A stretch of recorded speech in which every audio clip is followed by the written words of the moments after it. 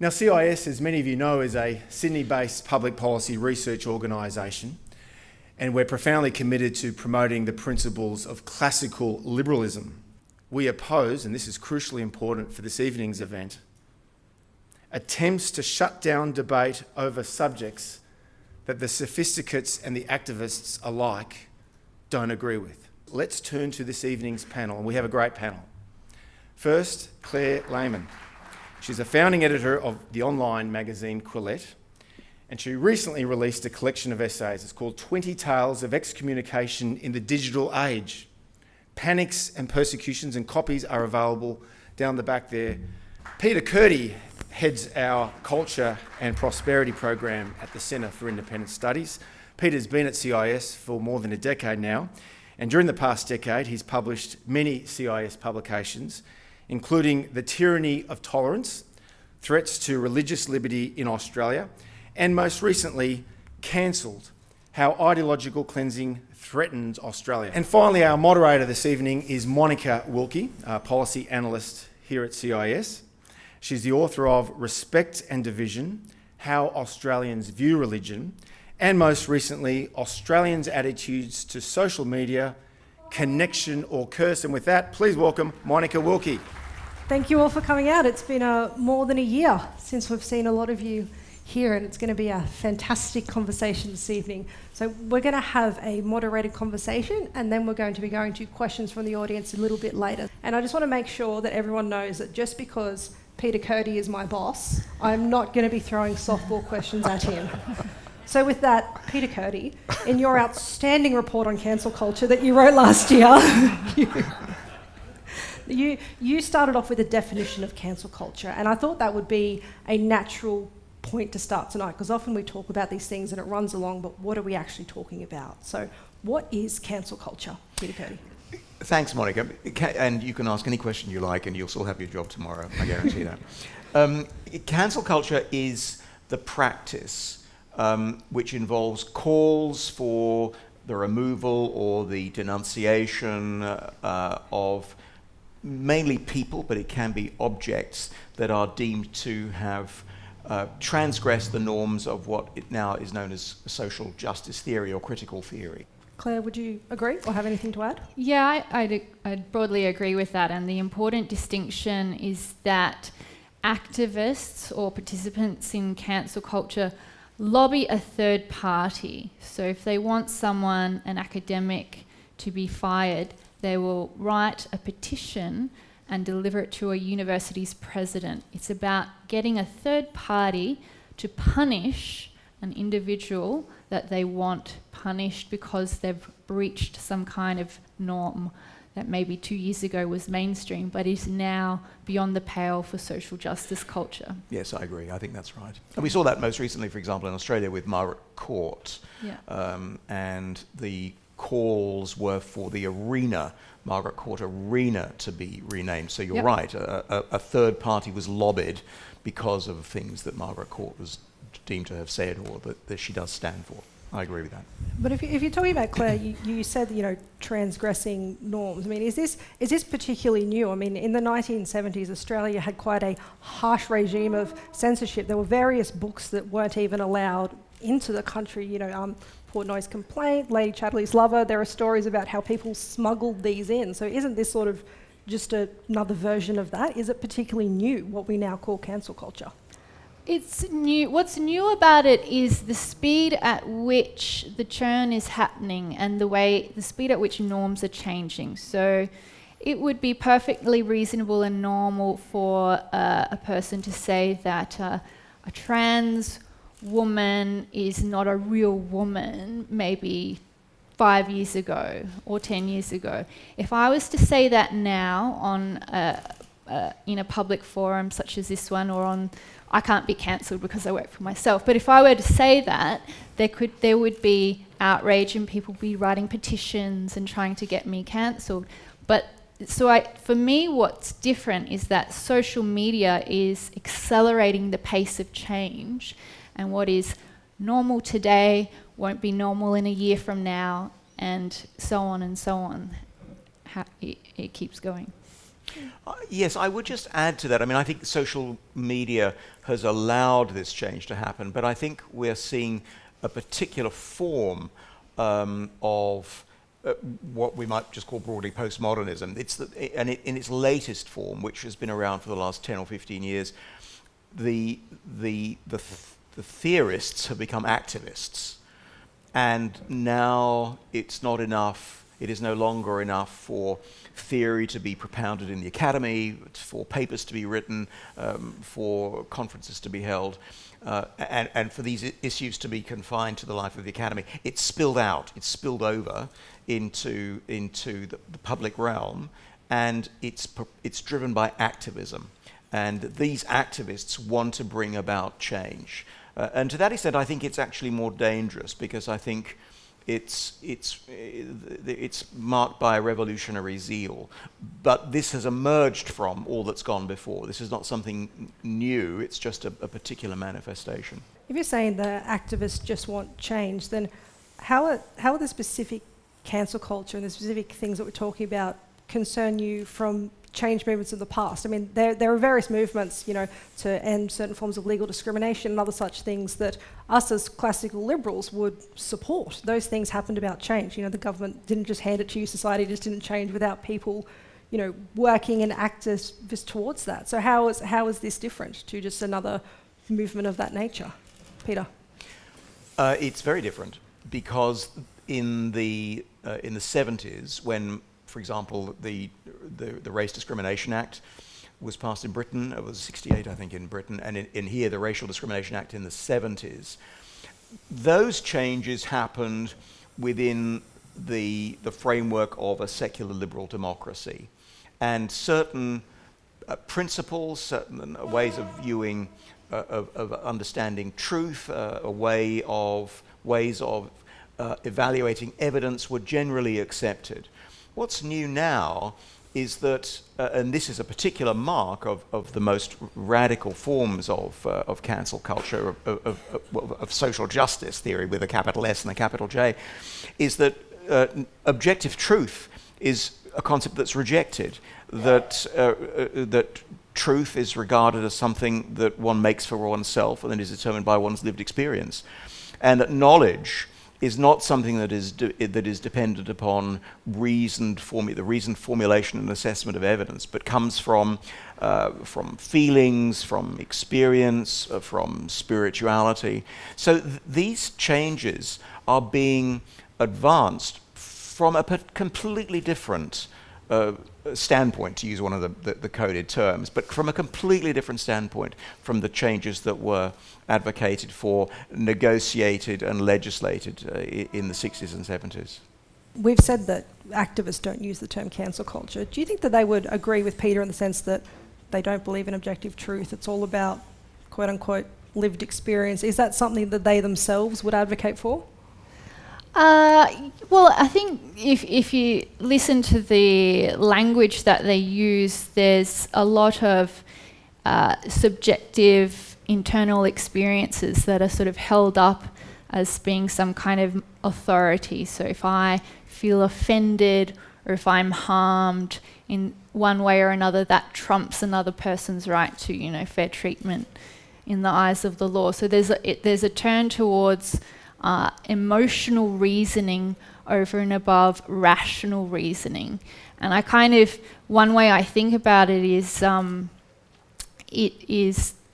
this emotional reasoning is like a continuation of Carol Gilligan's care ethics. She formulated this idea of moral reasoning where people, generally caregivers and generally women, care for their children over and above, other people in their community, in their broader sphere.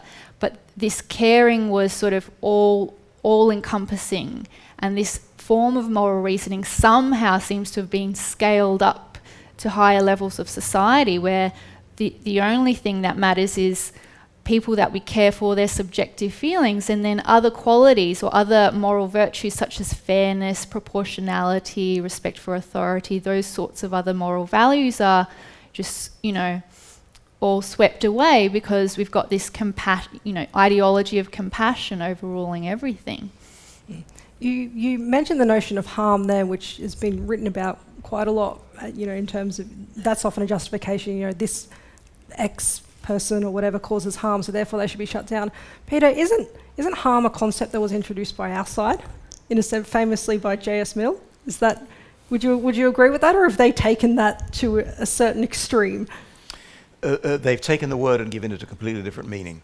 And Claire, you mentioned language just now, and I think language is at the crux of what this is about, and we need to understand the complexities around use of language if we are to begin to get to grips with this phenomenon. Because, I don't want to get to go down this track too far, but we can trace it back to the development of the philosophy of language in the course of the 20th century, and the emergence of the idea that certain kinds of language belong to certain forms of life or ways of living. It was Wittgenstein, the later Wittgenstein, who argued this, and that could be you can look that up and read about that, and I think it's actually very interesting. But it was the idea essentially that that language that is used in one context isn't applicable in another context. And what's happened, to distill this, is that the words that you and I might understand, like harm, like race, like violence, like oppression, are now used in very different ways to mean other things. And they are used to refer to the experience that somebody has. So anyone can claim, I can claim to have been harmed or oppressed by your question. It doesn't matter what you intended. My experience of having been on the receiving end of the question is all that matters. And I can use the word, but I'm meaning something very different. And I think that in some ways goes to the heart of what this challenge is about for us. Because we're trying to engage using, as it were, the language that we know, but the words that we're using no longer mean this. They mean something else. And we are being tripped up on that. And this is why I think it makes it very difficult to engage effectively with this. It's a real challenge, I think. An important paper came out a few years ago by a Melbourne psychologist called Nick Haslam, and it's on what he calls concept creep in psychology in particular. And it's an excellent paper, and he looks at how harm, the terms harm, disorder, addiction, abuse and trauma have become diluted over time. Their definition has expanded both vertically and horizontally to include things that 2 decades ago we would never consider to be traumatic or harmful. And he gives very concrete examples. So neglect of children didn't used to be considered a form of child abuse, now it is. Things like sex addiction didn't used to be considered addictions, now they are. So these terms keep expanding and expanding and expanding. And so now we're getting to a situation where activists, I don't know if they do this in Australia, but at least in the United States, you will see signs saying silence is violence. You've got this expansion, and you'll hear terms such as epistemic violence. If I disagree with your argument, I've committed epistemic violence against you. So we've got this horrible disfiguration of the English language, and you're absolutely correct in that it's tripping us up because, if you take a word like racism, it used to mean something quite specific. It used to mean that you are discriminating against someone according to their race, sort of proactively against an individual. Now it means if you're a white person and you don't admit that you're a racist just by virtue of being white, then you're a racist. It's changed its meaning to being completely... it used to be an action, now it's just a passive sort of mystical, magical thing that's just in the air, and if we don't acknowledge that it's there, then we're racist. So this disfiguration of the language is a huge part of what's going on, and I think it's key for us to identify how the language is being disfigured to properly address it and neutralise it. I think that's right. In addition to be able to understand this disfiguring of language in order to address it, does the disfiguration of language also in a way create almost a false consensus around these things? So, if you ask the average person, do you want to reduce racism? This causes harm. Should we end it? Because a lot of people don't know about this. Most people are good. The instinctive answer is yes. Yes. But Claire, don't you think people are getting trapped in that as well? Yeah, and there's a rhetorical trick called the Mott and Bailey, where you'll have, I might get the Mott and the Bailey confused, but the idea is that the soldiers would go down and fight either in the Bailey or the Mott, and then when they were under attack, they would retreat into their more safe position. What's a crazy argument that a social justice theorist might present? Well, you get the really vague, like we just want a fairer society. We just want, I think probably around Black Lives Matter is probably some of the best examples. They say, we want a fairer society, and then that's followed up by defund the police. Well, yeah, exactly. Defund the police is a perfect example. That would be the crazy argument. We want to defund the police, and then when people say, well, actually, hang on, maybe we shouldn't defund the police, the return argument is, why are you so racist against black people? So there's this rhetorical trick where a crazy argument is put forward, and if you disagree with it, they retreat into the sensible argument that everybody already agrees with. There's many examples like that. So we've talked, about cancel culture and, Black Lives Matter and defund the police and that sort of thing. So, Peter, what is the actual impact of these things? We haven't talked too much about specific examples, but what concerns you specifically about people or objects or something being cancelled, and why is that a problem?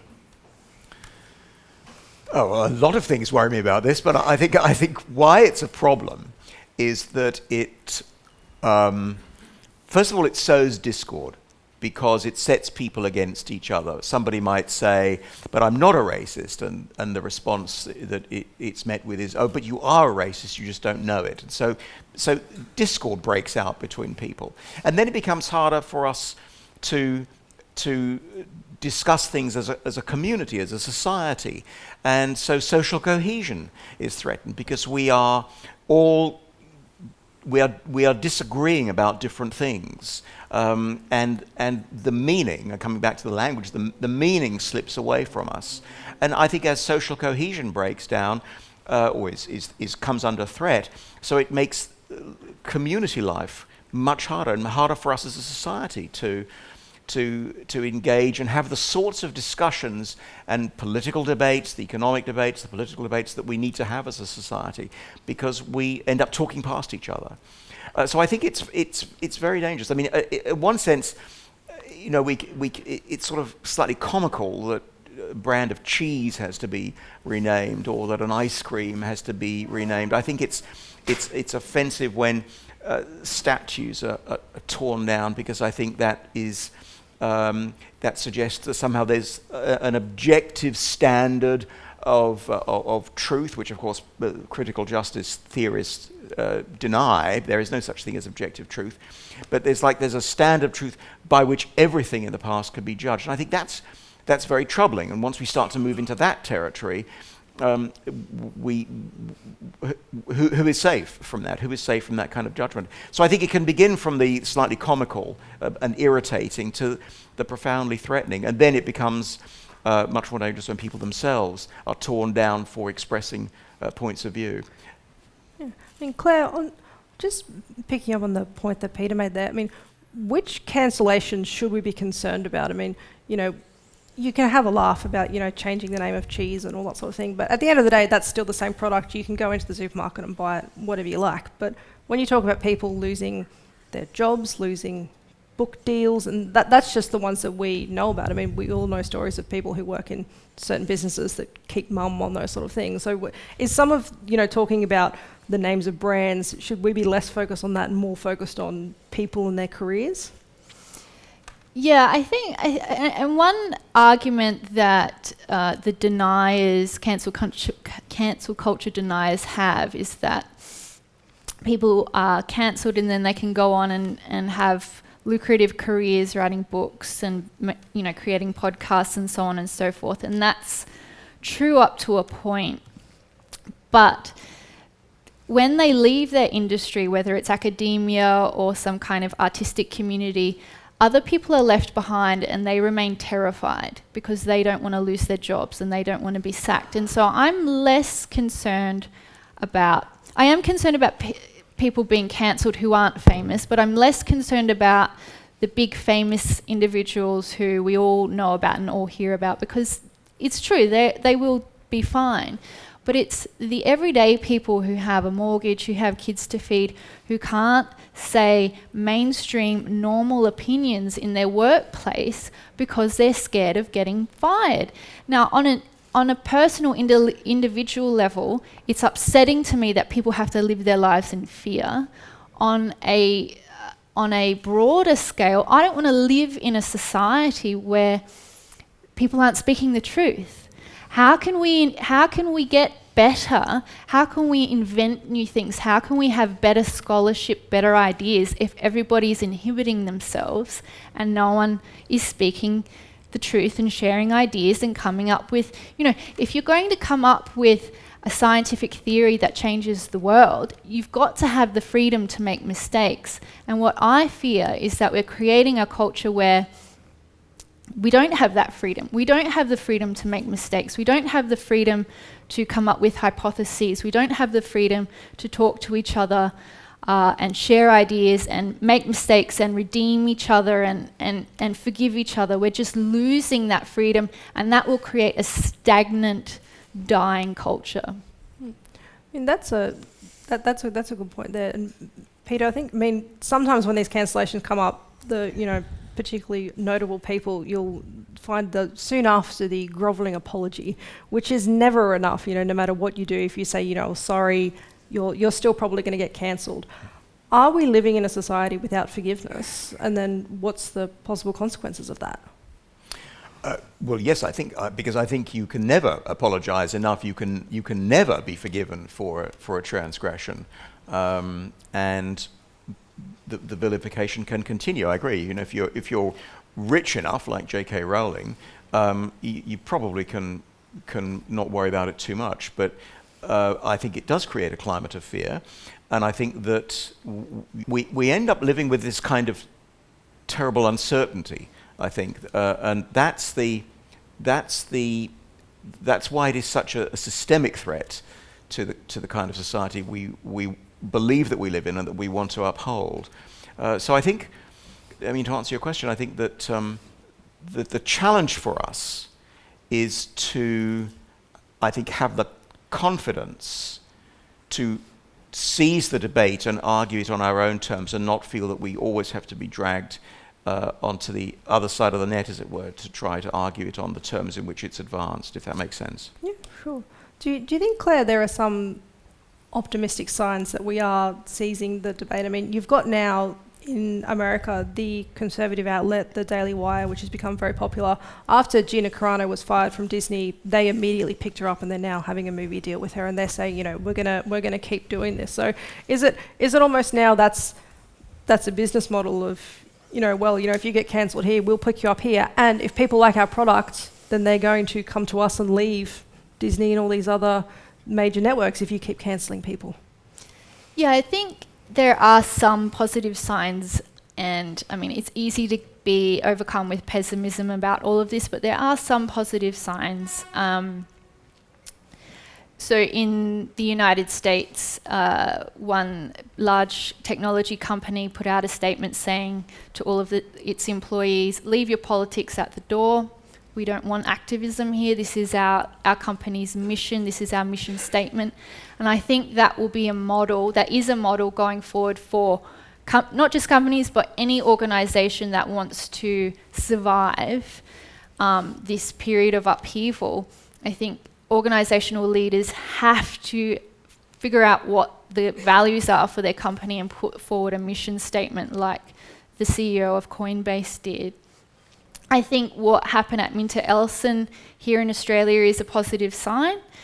And that might be it's in Australia, but that might actually be looked at other places around the world, where organisational leaders realise that actually they need to stand for something. Their company has to have a set of values. They need to know what they are, and they need to not fall in a pack of cards anytime an activist or a social media mob or some kind of upheaval happens in its junior staff. I mean, people just basically have to grow a spine, particularly in organisations.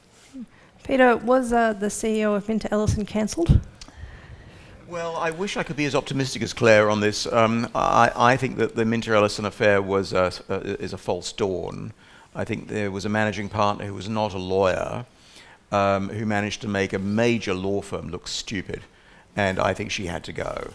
But it wasn't because of her particular views about the matters of the case concerning Christian Porter. It just made a law firm look stupid. They looked silly, and she had to go because otherwise their reputation as a law firm would have been harmed, and the bottom line would have been harmed. So I don't think she was cancelled. I think she was fired. You can be censored without being cancelled, but being cancelled is a form of censorship.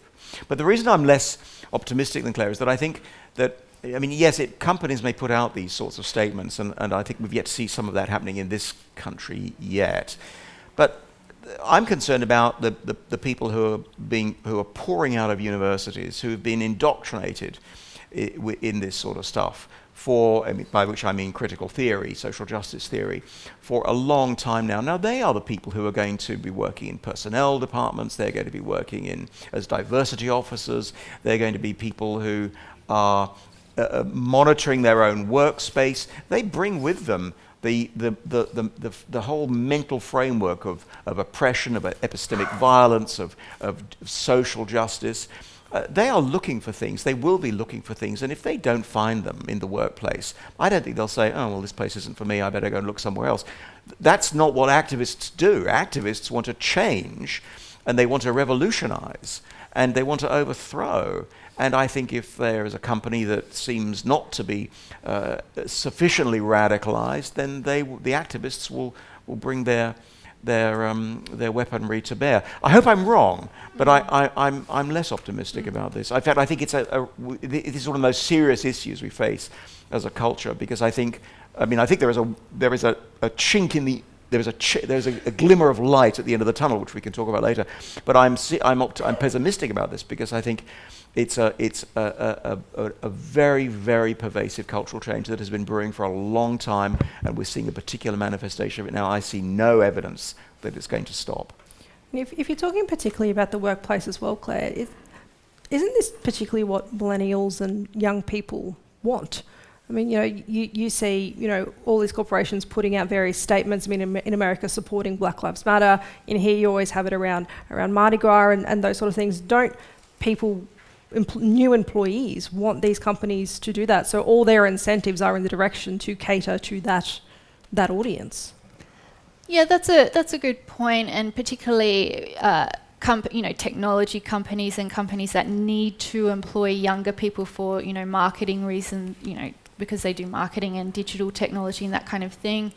I do think, however, there's enough young people who aren't ideologues and who just want to work and just want a job, that corporate leaders can have a mission statement that isn't aligned with social justice and find good employees. I think one of the things I have a problem with the current discourse around cancel culture and social justice culture is, all of the blame is put on young people, and they certainly have their problems, but the spinelessness of baby boomers when it comes to dealing with that just boggles my mind. Like university presidents just groveling and submitting to the demands of children. And a recent episode in the United States was the deputy editor of the the Journal of the American Medical Association, was on a podcast, and he voiced a very reasonable opinion in which he said he's not a fan of this idea of structural racism because he doesn't think all white people are racist by virtue of being white. Now that poor guy, a doctor, is now fired from his position as deputy editor of the journal, and the editor-in-chief is on administrative leave, but he put out this grovelling apology, apologising for not being educated enough about racism. This guy is a doctor. He's probably relatively senior in his career. He should know better. So I understand that there is a cohort or a generation of ideologues coming out of universities, but the elders in our community need to understand what their values are, if they have any, and start standing up for them. That's my view. Peter, as the elder and baby boomer on the panel, is it all your fault? No, do you think that the problem is that when these activists make these demands, there's not a cool voice from above saying no? Well, they don't, because they're frightened, and they don't want to be.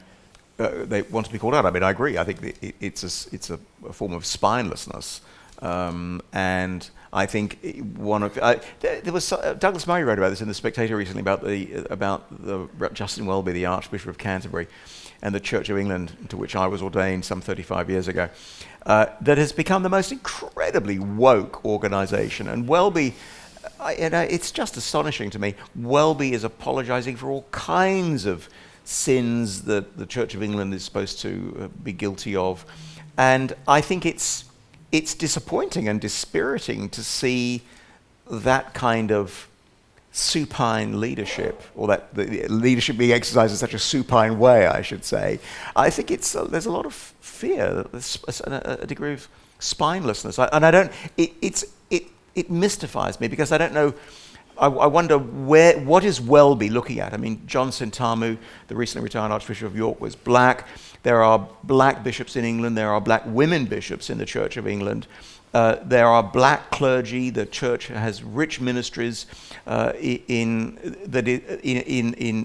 if I can use this term, interracial ministries and inter-ethnic ministries. I'm wondering, what is it that somebody like Justin Welby sees that leads him to utter these pronouncements? Does he believe it, or does he just not want to get caught out? And if it's the latter, if it's the former, I despair. If it's the latter, then I think he needs to, muscle up, as it were. I think the spinelessness is very troubling, that nobody is prepared to say enough. Speaking of being caught out, I thought I'd just change tack slightly for a second and ask the question sort of broadly of, what isn't cancel culture? Because often when we talk about cancel culture, a comment you hear back is, well, you don't care about this person being fired, or you don't care about this person who's been fired. But surely there are some circumstances in which a firing is warranted. I mean, we just briefly spoke about Minter Ellison. There was a slight disagreement, but, could probably agree that they're good for the CEO to go. Other examples of, certain behaviour by people, Claire, isn't in many circumstances people do deserve to be fired? One thing that gets confused with cancel culture is criticism. So I publish articles that are critical of public figures and so on, and I've been accused of trying to cancel them. So I think there's sometimes a conflation between criticism and trying to get someone fired or cancelled. They're not the same thing. Like if you want to be in the public sphere, you have to be able to withstand criticism. But it's not the same thing as having 1,000 of your colleagues sign a petition asking your boss to fire you. They're two separate things. And when it comes to people being fired, I mean, I just look to the reasonable person standard in the law. I mean, if you're going to be a repeat offender and harass people in the workplace, sure, I mean, you should be fired. But that's not really my, workplace law is not really my area. But yeah, I would just take the reasonable person standard. That's often something here as well when you bring up these examples. It's, oh, well, you know, they're private companies, they can do whatever they like. But that sort of cuts the conversation a little bit short, doesn't it? It's like, okay, maybe legally, yes, Claire, but, you know, do we want to live in this society? You know, if someone who, like Peter said, they're a talk show host, they're doing their job, and you just immediately get the plug pulled on you.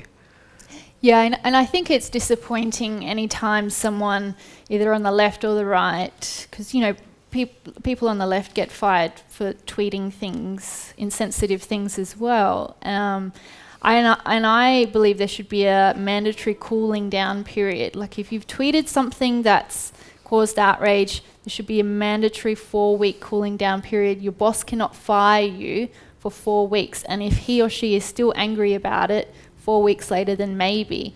But I really dislike this thing where people say something like make a bad joke and then you hear that they're fired within 24 hours. It seems totally unfair to me because, you know, we should all be able to make a bad joke once in a while.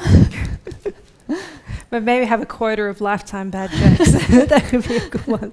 I mean, obviously, Claire, you run Quillette at the Centre for Independent Studies. We talk a lot about these things, but I would be interested, first I'll go to you, Peter, in what do you think that we can do about this? I mean, particularly in America where these things are probably a lot hotter. I mean, the sort of, you kind of see almost a tit for tat now. So, you know, Disney fires Gina Carano, then, you know, boycott Disney is trending, and that's sort of happening a lot. You see these decisions are made, and then there's a calling for a boycott or not using a certain product. Do you think that is a helpful way to deal with it? For example, if people say, you know, okay, if Disney or whatever wants to play the cancel culture game, we're just not going to use your product, and then people are advocating for that. Do you think that's a good way to deal with it? Well, I think consumer choice is always very important, and we want to maintain a free market so that there is a free exchange of goods. But I think it becomes harder when corporations fall into line one with another and decide that they're not going. They watch what happens. They see what happens to a dairy company or a shampoo company, and they think, well, we don't want to get caught out. We better get in ahead of the game. And it's driven often, I think, by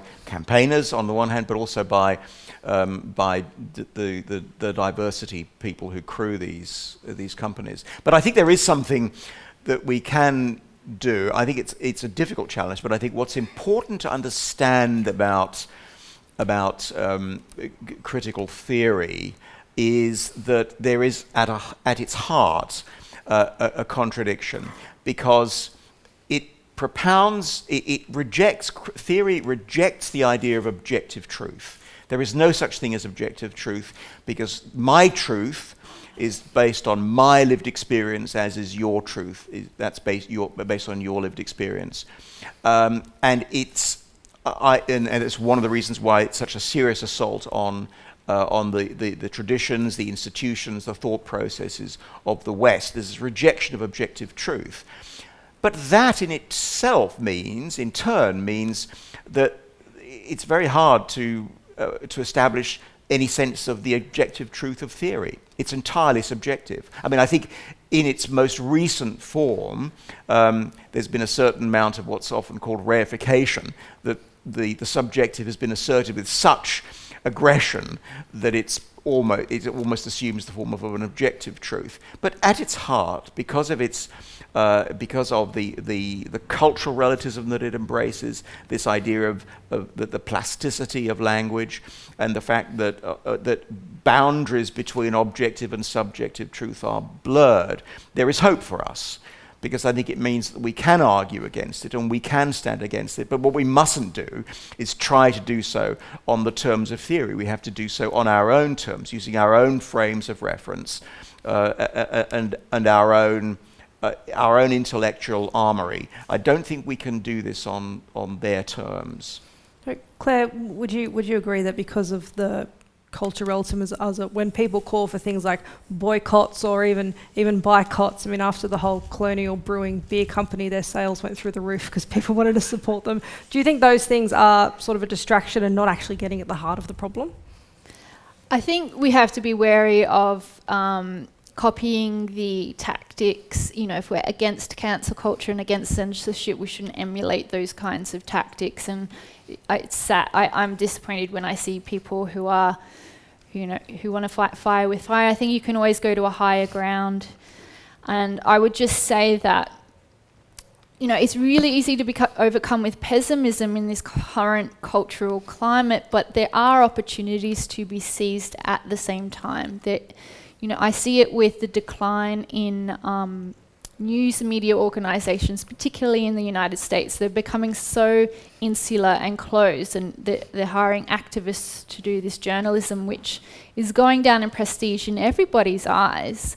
I mean, it's a fantastic opportunity for new organizations, new companies, new societies to emerge with people who are genuinely committed to the principles that made, you know, that got us to a liberal democratic society. So open inquiry, freedom of speech, civil debate.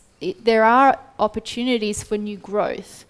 And I think we should, you know, it's a particularly concerning time, but we still live in a free society, and when you can still make new companies or can still create a new educational institution, you can still create a think tank, grab that opportunity while you still can. Before I go to my last question, we'll go to questions from the audience after I ask my question, so just get yourselves nice and ready. So final question that I'll throw at you to sort of continue either down the optimistic or pessimistic route. I mean, are things going to get worse? I mean, at the moment, the sort of favourite phrase is that they're eating their own. I mean, you know, there was just a thing at Teen Vogue where the incoming editor was fired because of tweets, and then one of the people who was calling for her firing was also fired. So, Peter, are things going to get a lot worse before they get better? I think they are likely to get worse before they get better, but I do think that as long as there are people like you and organizations like Quillette who make a determined stand and make sure that points of view are aired and that you're not cowed into silence, as long as there are people who are prepared to act with courage, then I think there's hope. But I think it's going to be hard. It's going to be a tough slog, because it doesn't take much for the forces to be turned against an organization or an institution or a person. But I think my pessimism doesn't derive from the fact that I don't think anybody is doing anything. It's that I think that the patterns of our way of life, by which I really mean Western civilization, is under grave threat. Now, I think we have to if we care about it, we have to be courageous and stand up and defend it. I'm optimistic to the extent that there are people and organizations who do that, and long may that be the case. And I have to say, I mean, Quillette is one, the Centre for Independent Studies is another, and I think we need to embrace the freedom and the principles of freedom that we stand for and live by them. Do you think they're going to keep eating their own, Claire, before we can get out of it? Well, you know, it's interesting because they're not the woke ideologues and the activists can't produce art or culture that anyone wants to buy or consume. So their books don't sell, whereas Jordan Peterson can sell 5 million copies. So I think there's something in that it has to die out because it's boring. They don't produce any art or any, you know, literature that we want to consume. Like it's just going to die because people find it tedious and boring and totalitarian. And so, you know, I'm optimistic that it will run out of steam on its own accord. But as Peter says, we have to remain vigilant. Yeah. And what worries me the most is if this ideology gets into our legal system, then I think we'll be in bad shape. So we'll be in bad shape. Let's see if the audience can make us more or less pessimistic. I believe, do we have roving microphones, Max? So I think James Phillips' hand was up first, so I'll go that way first. Thank you. Yeah, thanks. I was a bit preemptive there. I thought I'd better be. It seems to me a very important question in this debate, because of the fact that people from anywhere right of centre are very underrepresented in American universities, educational institutions, but also many of the cultural institutions, including much of the media. How American liberals respond to this is really vitally important. So far, they've just been letting the sort of ultra-progressives or social justice warriors take all the oxygen out of the left side of American politics. I wonder if the panel sees any signs of hope that liberals might start reasserting some sort of rationality and liberal discourse from the left of centre in America. Claire, you're quite involved through Quillette with, you have a large American audience. Do you want to take that one first? Yeah, I think it's an interesting question, and the way I think of it is the centre-left versus, a lot of these battles are between the centre-left and the hard-left. And I think that the centre-left have been quite defenceless when it comes to attacks on it from the hard left. And I think one of the reasons for that is because over the past few decades, the liberal left or the centre left have redefined itself as being morally and politically concerned with compassion above all else, caring for the marginalised above all else.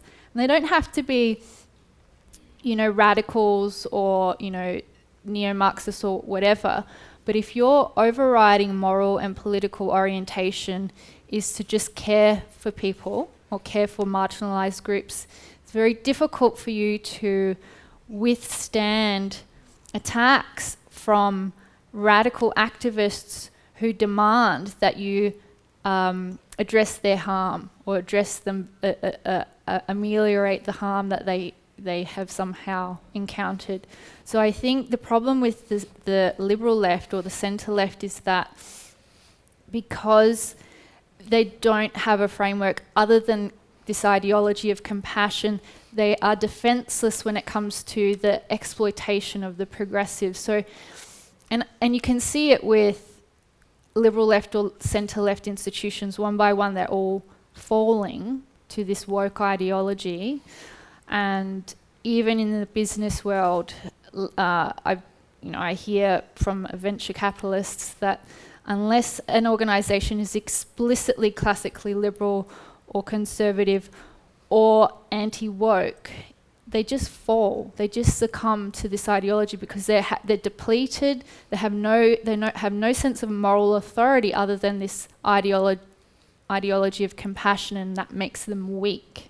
Makes them open to exploitation by these activists. Just the lady at the back there. Yep. Thank you. Hi, thanks for having us here. Claire, you spoke a lot about the spinelessness of uni administration. I'm a uni student and I have seen it firsthand. Last year I tweeted that the uni taught colonialism in a biased way and the uni tried to suspend me for that. And I saw firsthand how the uni was set up to punish students that disagreed with the typical thoughts of the uni. And my question is, you said that you can start think tanks and we should start finding ways to create movements that fight back against the spinelessness of the universities. But as a student who doesn't have access to millions of dollars to fund a think tank and who isn't a uni administrator, what can we do to help rally people that are the quiet Australians that are too scared to speak out against the mob mentality? And is there anything that young people or just people that don't have those access to all the funds to make all those big changes can do? Yeah, great question. And I completely sympathise with your position. And I completely. And it's terrible that your university tried to censure you. I would say to someone in your position that you might feel powerless within your immediate community, which is your university. But if you start a blog or a newsletter and a social media account, you can actually reach people all over the world. That's what I did with Quillette. It just started as my own personal blog, and I set up a way to capture people's emails. So I did a newsletter.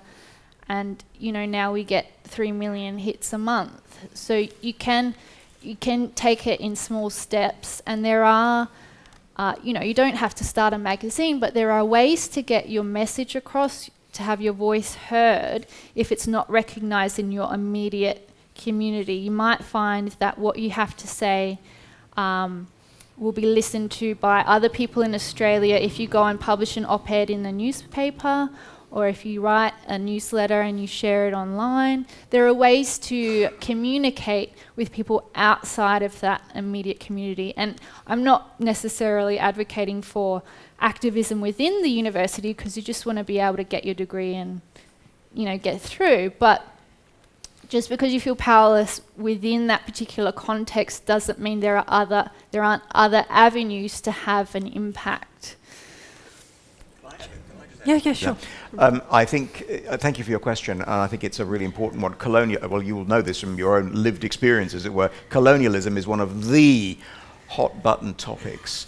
And I would encourage you, I completely support what Claire says, and I would encourage you to take that advice, but also to read widely.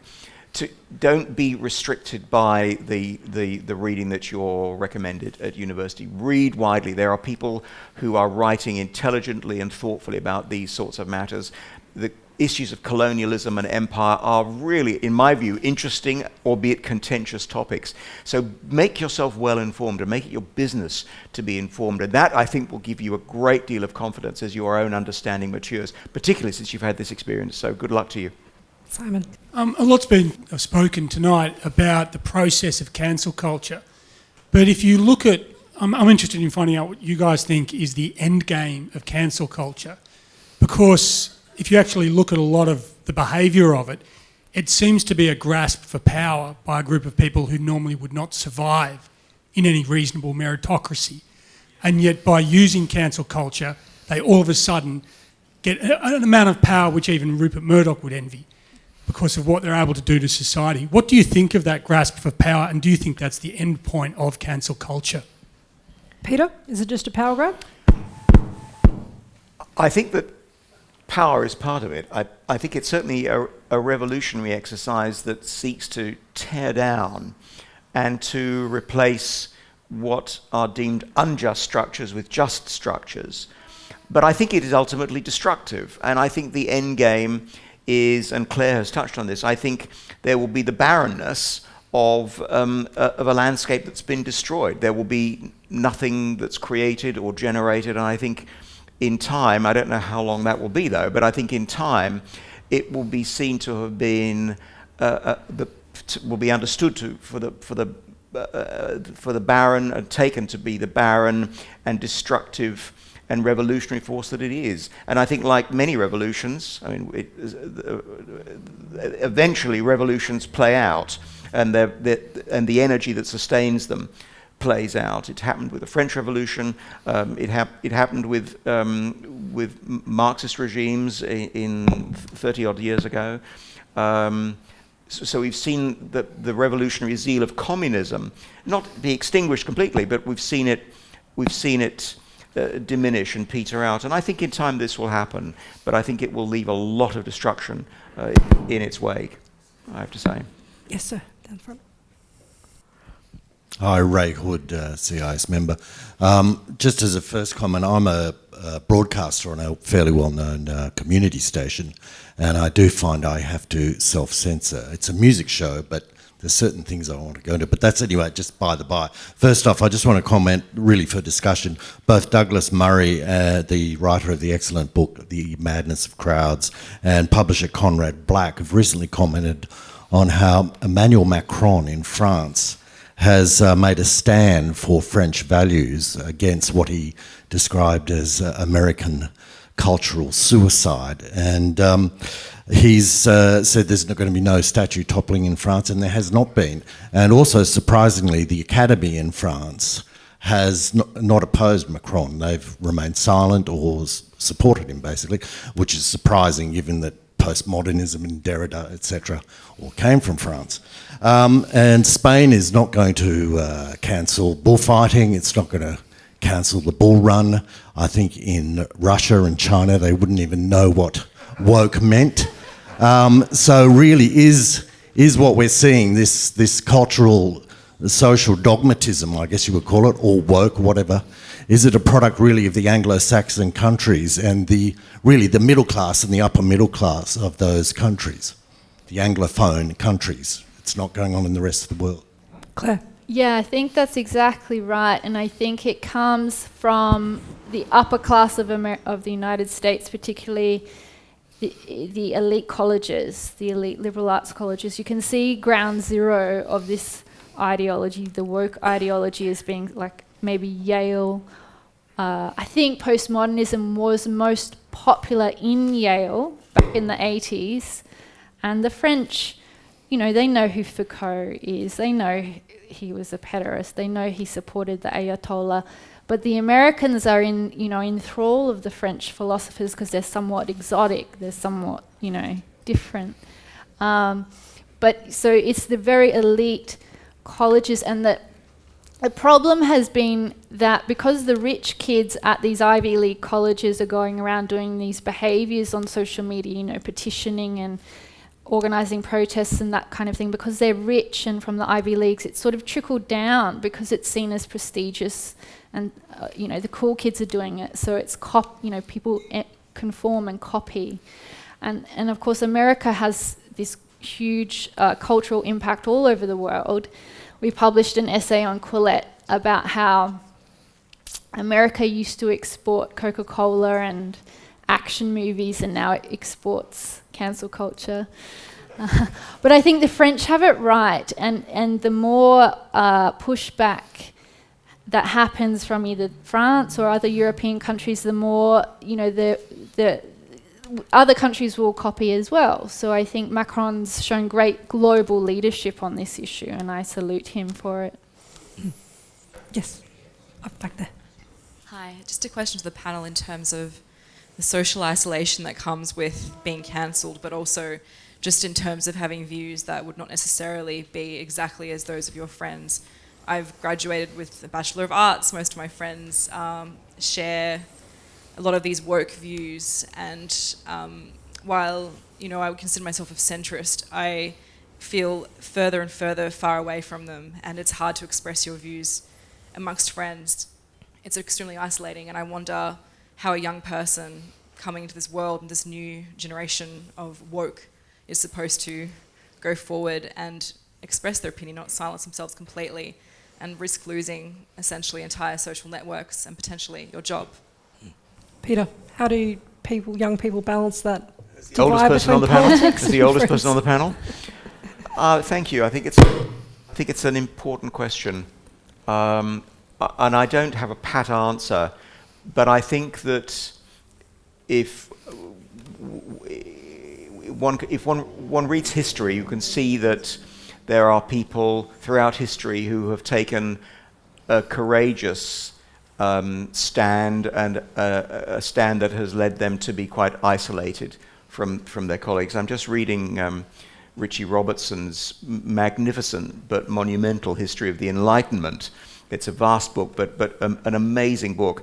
And it's such a rich history of this century. He takes the century 1690 to about 1780 or 1790.